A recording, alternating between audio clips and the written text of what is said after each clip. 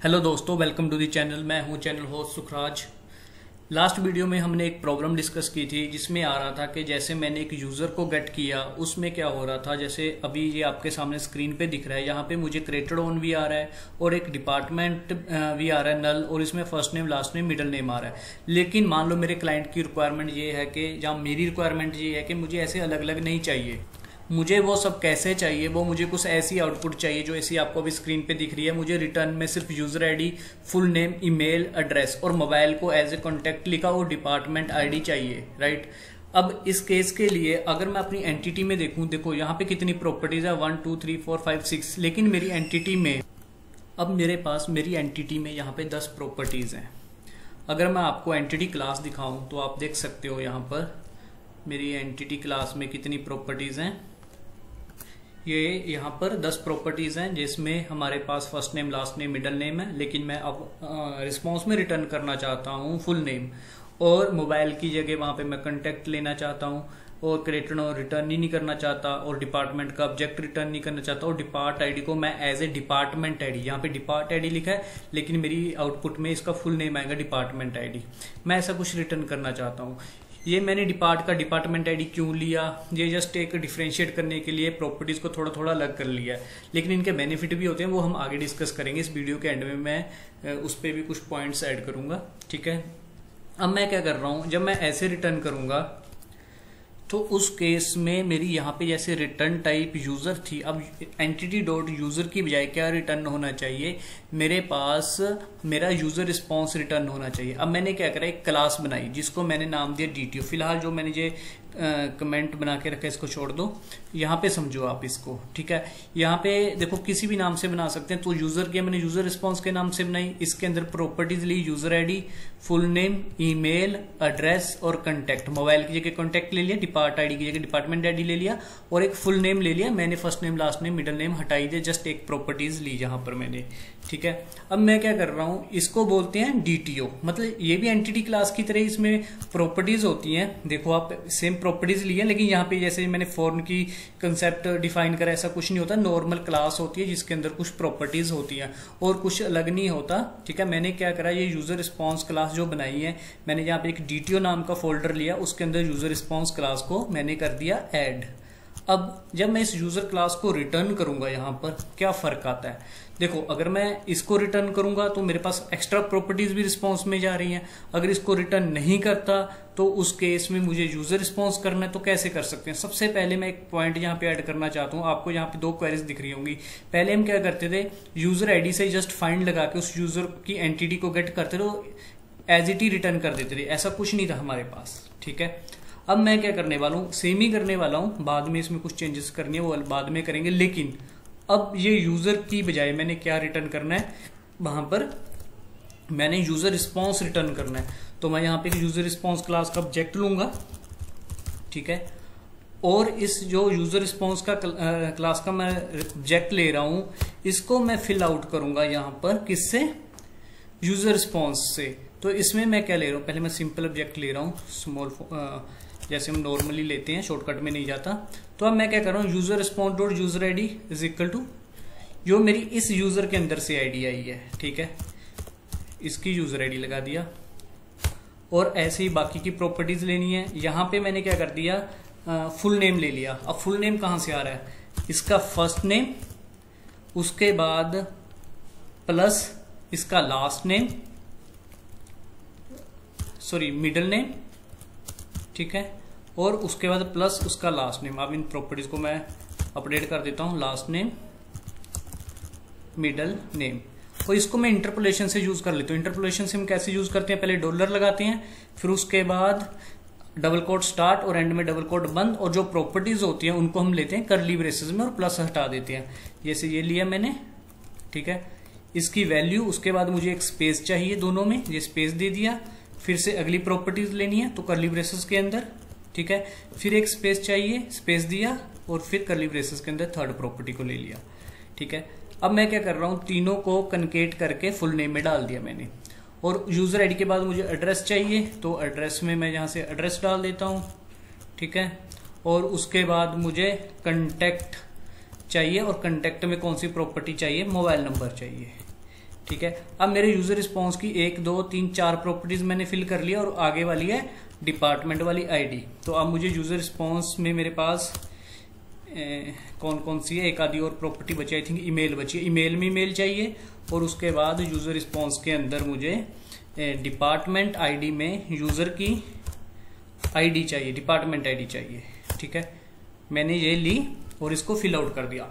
अब रिटर्न क्या करूंगा मैं, यहाँ पे मैं चेक करूंगा, ठीक है। ये वाली चीज जो इनिशियलाइज करवानी है ये हम यहाँ की बजाय यहाँ पे कर सकते हैं ना। अगर यूजर नल नहीं है उस केस में मैंने इसको फिल किया और रिटर्न में क्या करा दिया, यूजर रिस्पॉन्स को रिटर्न करवा दिया, ठीक है। यहाँ पे आपको समझ आया होगा, हमने एज इट ही एक आईडी पास करी, जो भी आईडी आई उसके बेस पे यूजर एंटिटी, देखो यहाँ पे टाइप क्या है, एंटिटीज डॉट यूजर, मतलब हमने यूजर की एंटिटी को गेट किया और उसके बाद उसको यूजर रिस्पॉन्स का ऑब्जेक्ट बना के उसमें फिल आउट किया और उसको रिटर्न कर दिया। अब मैं इसको चला के दिखाता हूँ क्या डिफरेंस आने वाला है। पहले आप यहाँ पे देख सकते हैं जो अच्छा मैंने क्लोज कर दिया। पहले वाले में हमारे पास डिपार्टमेंट नल क्रिएटेड ऑन सब आ रहा था, फर्स्ट नेम लास्ट नेम। अब हमारे पास रिटर्न होने वाला है फुल नेम। अभी हम यूजर को यहाँ पे गेट करने वाले हैं। मैं यहाँ पे यूजर की आईडी डालता हूँ 13 जो मेरे डेटाबेस में है और एग्जीक्यूट कर देते हैं। पॉइंटर का हिट आया यहाँ पर। अब यहाँ हम इसको डिबग करते हैं। पहले उसने यूजर को गेट किया 13 के बेस पे।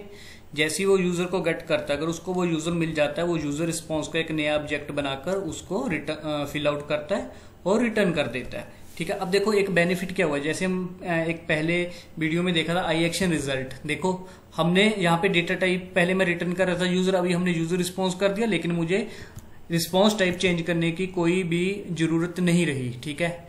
देखो आई एक्शन रिजल्ट का हमें बेनिफिट हुआ यहाँ पर। तो अभी हम आउटपुट में देखते हैं हमारी आउटपुट क्या आई है। यहाँ पे देखो आउटपुट में क्या है, user ID, full name Sukhraj Mohammad, email address, contact number में मोबाइल नंबर आएगा और डिपार्टमेंट आईडी 2। अब देखो हमारे पास ये जो रिजल्ट आया प्रॉपर आया, ठीक है। मतलब हमने जो डीटीओ इंट्रोड्यूस करवाया है ये वाला, इसको बोलते हैं डीटीओ क्लास। अब मैं इसके बारे में थोड़ा और एक्सप्लेन करता हूँ, इसके जो बेनिफिट है मैंने यहाँ पे कुछ कमेंट आउट करके रखे हैं। देखो जो डीटीओ क्लास होती है उसमें जस्ट प्लेन बोल सकते हैं हमारे पास कुछ प्रॉपर्टीज होती हैं। इसका सबसे बड़ा बेनिफिट क्या है, security. DTO can help mitigate security risk by limiting the exposure of sensitive data. अब मैंने बताया वहां पे मैंने मोबाइल की जगह कॉन्टेक्ट नंबर ले लिया। मेरे डेटाबेस में जो कॉलम है उसका नाम क्या है, मोबाइल, लेकिन मैं यूजर को, जो मेरा एंड यूजर है जो इस प्रॉपर्टीज को देख सकता है, उसको क्या दिख रहा है, कॉन्टेक्ट। तो उसको पता नहीं चल रहा मेरे डेटाबेस में कॉलम का क्या नाम है, तो हम ऐसे चेंज करवा सकते हैं। अब मैंने यहाँ पे फुल नेम रिटर्न कर दिया, लेकिन मेरे डेटाबेस में कोई फुल नेम नाम का कोई कॉलम ही नहीं है, वहां पे तो first name last name middle name है। ऐसे ही हम ईमेल को ईमेल एड्रेस, प्राइमरी एड्रेस को primary address, secondary address, department ID मैंने रिटर्न किया, लेकिन मेरे डेटाबेस में जो वैल्यू है उसका नाम है डेप्ट आईडी। अगर आप यूजर एंटिटी के अंदर जाते हो जहां पे देखो उसका नाम है डिपार्ट आईडी, ठीक है। लेकिन यूजर को मैंने क्या रिटर्न किया, डिपार्टमेंट आईडी। तो एक कंसेप्ट क्या हो गया कि सिक्योरिटी हुई। मैंने अपना जो बोलते हैं ना डीबी स्कीमा वाला जो डेटा था, जिसको मैं मतलब सेंसिटिव डेटा था, उसको मैंने एंड यूजर को दिखाया ही नहीं। फ्लेक्सिबल रिस्पॉन्स सेकंड इसका बेनिफिट है। फ्लेक्सिबल रिस्पॉन्स मीनिंग क्या है, देखो यहाँ पे मैंने फुल नेम रिटर्न कर दिया 3 नेम को कंबाइन करके, ठीक है। तो मैंने अपने रिस्पॉन्स को अपने हिसाब से चेंज कर लिया। ये तो एक सिंपल एग्जांपल है। कभी कभार क्या होता है हमारे पास एंटिटी के अंदर 50 कॉलम होते हैं, लेकिन रिस्पॉन्स के अंदर हमने 20 कॉलम रिटर्न करने होते हैं, तो वो हमारे लिए इजी रहता है, ठीक है। फ्लेक्सिबल रिस्पॉन्स की मैं आपको एक और इसी में एग्जांपल देने वाला हूं। इस डोंट वरी, वो मैं आपको लाइव एग्जांपल दिखाऊंगा उसकी, ठीक है। उसके बाद आएगा सेग्रीगेशन ऑफ डीटीओ। अब हमारे पास क्या हो गया, दोनों को मैंने अलग अलग कर दिया। देखो जो डीबी स्कीम है वो रही मेरे पास एंटिटीज के अंदर यूजर, और डीटीओ के अंदर मैंने यूजर रिस्पॉन्स क्लास ऐड कर ली। अब इससे क्या हुआ कि मेरे पास दोनों को अलग अलग कर लिया, दोनों की प्रॉपर्टीज का नेम अलग अलग कर सकता हूं, दोनों पे रूल एंड रेगुलेशन अलग अलग लगा सकता हूं। मान लो या मैं यूजर से डेटा ले रहा हूं, फुल नेम पे मैं रिक्वायर्ड लगा सकता हूं, या ईमेल पे रिक्वायर्ड लगा सकता हूं, लेकिन डीबी में उसके लिए मैं अलग रूल लगा सकता हूं। तो मतलब कहने का मतलब क्या कर दिया, मैंने दोनों को सेग्रीगेट कर दिया और उसको मेंटेन करना ईजी हो गया, ठीक है। उसके आगे आता है रिड्यूस डेटा ट्रांसफर। पहले हम यहाँ पे जो प्रॉपर्टीज रिटर्न होती थी, 10 प्रॉपर्टीज रिटर्न हो रही थी, जो प्रॉपर्टीज मुझे नहीं चाहिए थी वो भी रिटर्न हो रही थी, लेकिन अब मैंने उसको कम कर दिया। तो इससे क्या हुआ, जो डेटा भी ट्रांसफर होगा वो भी कम कम्पैक्ट होगा। मान लो पहले मैं 1 KB का रिटर्न करता था, अब वो लेस देन 1 KB से भी रिटर्न हो रहा है। जस्ट फॉर एग्जाम्पल हम 1 KB मान लेते हैं, वरना ये बाइट में होता है डेटा, ठीक है।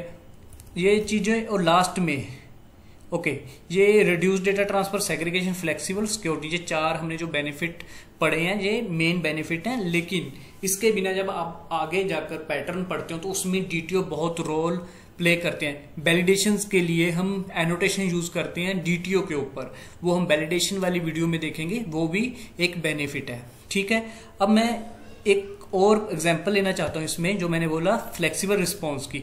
अब देखो यहाँ पे मैंने क्या रिटर्न करा, डिपार्टमेंट आईडी करा। अगर किसी एंड यूजर को ऐसे डिपार्टमेंट आईडी 2 आ रहा है तो उसको क्या पता मैं कौन से डिपार्टमेंट में काम कर रहा हूँ। 2 तो प्रॉपर्टी है, 2 आईडी है मेरे पास, सॉरी 2 एक आईडी है किस डिपार्टमेंट की, डेव डिपार्टमेंट की। लेकिन मुझे यहाँ पे क्या रिटर्न करना चाहिए, उस डिपार्टमेंट का नाम रिटर्न करना चाहिए इंस्टेड ऑफ आईडी। तो उस केस में भी हम क्या कर सकते हैं, हमारे देखो जो यूजर की एंटिटी है उसमें तो आईडी आ रही है, लेकिन मुझे अब रिटर्न क्या करना है, वहां पे आईडी की बजाय नेम रिटर्न करना है। तो मैं क्या कर सकता हूँ, आईडी भी रिटर्न करके दिखा देता हूँ आपको, साथ में मैं नेम भी रिटर्न करा लेता हूँ। ठीक है, तो डिपार्टमेंट नेम को मैं क्या ले लेता हूँ, ऐसे डिपार्टमेंट नेम लिया, और किस टाइप का होगा, ये होगा स्ट्रिंग टाइप। अब मैं यहाँ पे कभी भी हम फाइंड करके करते हैं तो आपको यहाँ पे डिपार्टमेंट, मैं आपको चलाकर दिखाता हूँ इस प्रॉपर्टी को, सॉरी इस ऑब्जेक्ट के अंदर क्या डेटा था वो मैं एप्लीकेशन चलाकर आपको दिखा रहा हूं।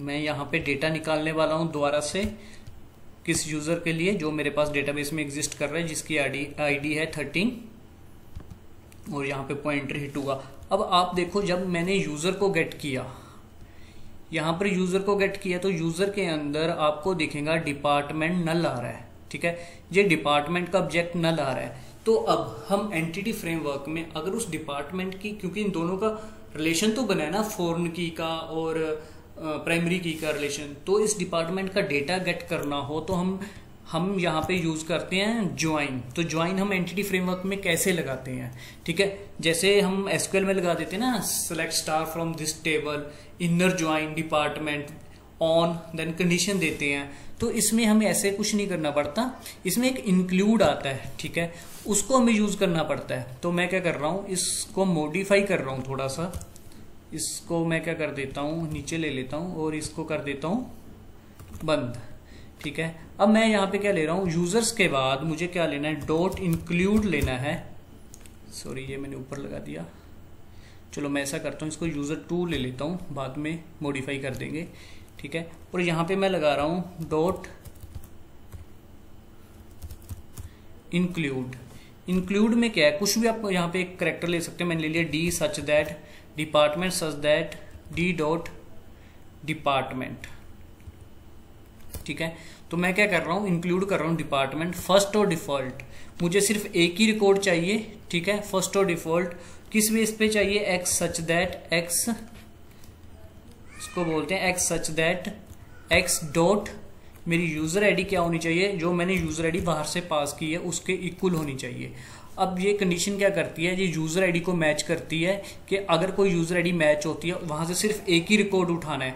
और डॉट इंक्लूड मतलब, तो मैंने उसके आईडी के पास जो डिपार्टमेंट आईडी है, उस डिपार्टमेंट आईडी का जो रिलेटेड डेटा मेरे डिपार्टमेंट टेबल में पड़ा है वो भी उठा लेना है। ठीक है, अब मैं क्या कर रहा हूं, इस लाइन को हटा रहा हूं ऊपर वाली को, यहां पर मैं इसको यूजर कर रहा हूं। ठीक है, जैसे ही मैंने यूजर किया, मैं अब इसको रन करके दिखाता हूं। मैं फिर से 13 आईडी के लिए डेटा गेट कर रहा हूं, पॉइंटर आई थिंक मैंने ऑलरेडी लगा रखा है, यस। तो अब हम यहां पर आते हैं, अब देखो मेरे यूजर में डेटा क्या आता है।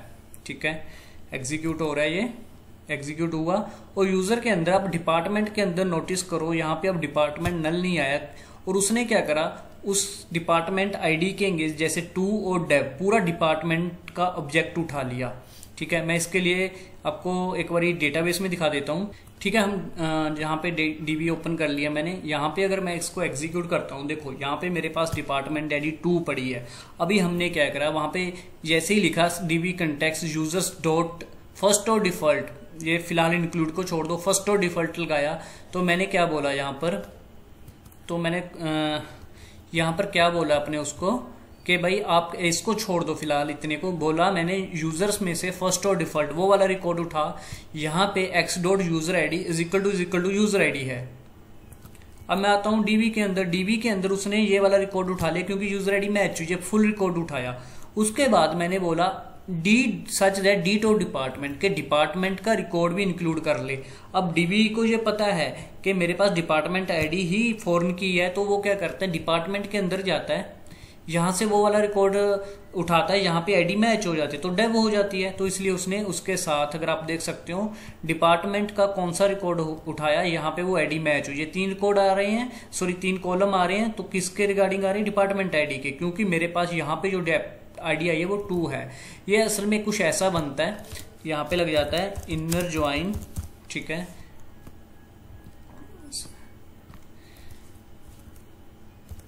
इनर ज्वाइन यूजर को अलाइज नेम मैंने यू दे दिया, जैसे वो क्वेरी ऐसे रिजोल्व होती है। दिस यहाँ पे लगता है on u dot depart ID is equal to d dot depart ID where u dot user ID जो मैंने बाहर से पास किया वो है 13, राइट। तो वो ऐसे क्वेरी को एग्जीक्यूट करता है और ये पूरा रिकॉर्ड उठा लेता है ऐसे। और जो ये वाले रिकॉर्ड होते हैं वो हमारे डिपार्टमेंट, जो लास्ट वाले 3 फील्ड हैं ये किस में आ जाती हैं, डिपार्टमेंट के अंदर आ जाते हैं, डिपार्टमेंट ऑब्जेक्ट के अंदर आ जाते हैं, क्योंकि वो हमने यहाँ पे डिफाइन कर रखा है इन दी एंटिटी। तो इसमें इतना दिमाग लगाने की जरूरत नहीं, जस्ट डॉट इंक्लूड लगाओ, वो अपने आप इसको ज्वाइन में कन्वर्ट करता है। अब मैंने क्या करा यहाँ पर, अब हमारी रिक्वायरमेंट क्या थी, मैंने क्या बोला यहाँ पे अगर कोई डिपार्टमेंट आईडी रिटर्न कर रहा है तो 2 का कोई मीनिंग नहीं रहता, राइट। तो मुझे वहां पे नेम रिटर्न करना है। अब मैं क्या कर सकता हूँ, मेरे पास जो डिपार्टमेंट वाला ऑब्जेक्ट आ रहा है वो फिल आउट होके आ रहा है, तो मैं यहाँ से साथ में अगर नेम भी रिटर्न करना चाहता हूँ, डिपार्टमेंट नेम, अब यूजर डॉट डिपार्टमेंट, क्योंकि यूजर के अंदर डिपार्टमेंट है, डॉट डिपार्टमेंट नेम। अब ये समझ लो ना, ये यूजर क्या है, एंटिटी है, उसके अंदर हमारे पास डिपार्टमेंट नाम का एक ये प्रॉपर्टी है। अब इस प्रॉपर्टी के अंदर 3 और प्रॉपर्टीज हैं, जैसे department name, ID created on, तो उनमें से मैंने क्या उठाया, नेम वाली उठा के नेम को दे दी। अब मैंने क्या करा, अपनी एंटिटी से डेटा लिया और मैंने वो अपने डीटीओ को रन टाइम पे असाइन करा। मैंने क्या करा, एंटिटी के जो प्रॉपर्टीज थी उनको मैप करा, किससे, डीटीओ से मैप करा, और मेरे पास जो डेटा आया वो किसके रिगार्डिंग आ गया, जैसे मेरी रिक्वायरमेंट है, मैंने फ्लेक्सिबल रिस्पॉन्स कर दिया, जैसे मुझे चाहिए था मैंने वैसे रिटर्न कर दिया।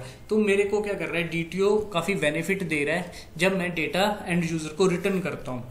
ये अकेला रिस्पॉन्स में ही नहीं, हम रिक्वेस्ट में भी मॉडिफाई करते हैं। मैं रिक्वेस्ट की भी एक एग्जाम्पल लूंगा एक आधी वीडियो में, हो सकता है नेक्स्ट वीडियो में लूँ। अब देखो मेरे पास आ गया डिपार्टमेंट नेम डेव, मैंने आईडी भी उठा ली, नेम भी उठा लिया। आईडी आपकी मर्जी, आप डिस्कार्ड भी कर सकते हो अगर नहीं लेना चाहते, लेकिन हम ले लेते हैं, ठीक है। और ये हमारा ऐसा रिस्पॉन्स रिटर्न हुआ।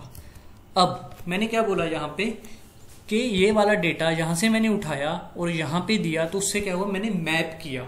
अब मान लो सेम कंडीशन यहाँ पर थी, तो सेम लॉजिक मैं और कहाँ पे लगाने वाला हूँ, जैसे ये मैंने लिया यहाँ पे, ठीक है, इतना लॉजिक मेरे पास, ये वाला मेथड भी है यहाँ पर, ठीक है, इसमें भी मैं हो सकता है वैसे ही रिटर्न कर दूं, ठीक है। तो मान लो यहाँ पे हम यूआरएल में ले रहे हैं अपना पैरामीटर, तो मैं यहाँ पे ले सकता हूँ आई एक्शन रिजल्ट, लॉजिक तो जो सेम रहने वाला है यहाँ पर भी, क्योंकि वैसे ही हम आईडी से उठा रहे हैं। और मैं इसको क्या कर सकता हूँ, ऐसे रिटर्न कर सकता हूँ। अब क्या हो रहा है, यहाँ पे कोड डुप्लीकेट हो रहा है, देखो यहाँ पर भी मैं वैसे ही कुछ रिटर्न कर रहा हूँ, और मैं नीचे क्लास में यहाँ पर भी ऐसे कुछ रिटर्न कर रहा हूँ। और हो सकता है जब मैंने यूजर को अपडेट करता हूं उस केस में भी, अगर वो यूजर एग्जिस्ट कर रहा है, जब मैंने रिटर्न करना है अब अपडेट करने के बाद, तब भी हो सकता है मैं ऐसे ही रिटर्न करूं, ठीक है, ये तो रिक्वायरमेंट है। अब मैं क्या कर रहा हूं, जैसे यूजर अपडेट हो जाता है, यहां पर भी मैंने कुछ ऐसा ही लगाना है रिटर्न करने के बाद। मतलब मैं एक एग्जांपल ले रहा हूं कि मतलब काफी जगह मुझे ऐसा रिटर्न करना पड़ेगा। तो अगर मैं हर जगह मैप करने लगा तो मेरी क्लास में कोड होता है जो नंबर ऑफ लाइंस बहुत ज्यादा इंक्रीज हो जाएंगी, क्योंकि एक इसके लिए हम मैपर से यूज करते हैं। लेकिन मैपर को इंट्रोड्यूस करवाने से पहले आपको मैं नेक्स्ट वीडियो में बताने वाला हूं, जैसे ही हमने डीटीओ यूज करा रिस्पॉन्स के लिए, वैसे ही हम रिक्वेस्ट के लिए भी यूज करेंगे, ठीक है। अभी मैंने क्या करा यहाँ पर, ये तो एक रिस्पॉन्स के लिए करा, नेक्स्ट वीडियो में हम एक रिक्वेस्ट के लिए भी डीटीओ बनाते हैं, उसको देखते हैं वो हम कैसे यूज करेंगे, ठीक है। उसके बाद हम मैपर्स देखेंगे कि इनको मैपिंग कैसे करवा सकते हैं, कोड को नंबर ऑफ लाइंस का कोड जो इंक्रीज हो रहा है उसको रिड्यूस करने के लिए, और मैपर्स के बेनिफिट्स के हम वो भी देखेंगे। अब मैं यहाँ पे आपको एक मेथड दिखाता हूँ, ऐड वाला, राइट, कहाँ पे हमने यहाँ पे भी हम क्या कर रहे हैं, यहाँ पे यूजर की एंटिटी ले रहे हैं। अगर मैं यूजर की एंटिटी ले रहा हूं, मुझे कौन कौन सी वैल्यूज चाहिए। अगर आप यहाँ पे देख रहे हो सकता है ये वीडियो थोड़ा लेंथी हो जाए, लेकिन अंडरस्टैंडिंग के लिए थोड़ा समझाना जरूरी है। अब यहाँ पे देखो, मैं यहाँ पे कितना कुछ ले रहा हूँ, मुझे ये वैल्यूज तो लेने की जरूरत ही नहीं है। ठीक है, मेरे को क्या चाहिए, यूजर आईडी भी नहीं चाहिए, मेरे को first name, last name, middle name, email address, mobile चाहिए, क्रेडिट ऑन भी नहीं चाहिए, बस डिपार्टमेंट आईडी चाहिए, मेरे को बस सिर्फ इतना चाहिए, ये कुछ भी नहीं चाहिए यहाँ से, राइट। तो मैं इतना डेटा क्यों ट्रांसफर करूं, और क्रेडिट ऑन मैं क्यों ट्रांसफर करूं। तो उस केस में हम डीटीओ यूज करते हैं। तो वो डीटीओ कैसे यूज करते हैं वो हम देखने वाले हैं नेक्स्ट वीडियो में।